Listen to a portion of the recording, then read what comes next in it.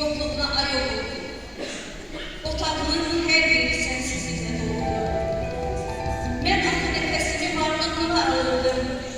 İndi gördüğüm sözler bir gül gibi soğudu. Seni dünya başka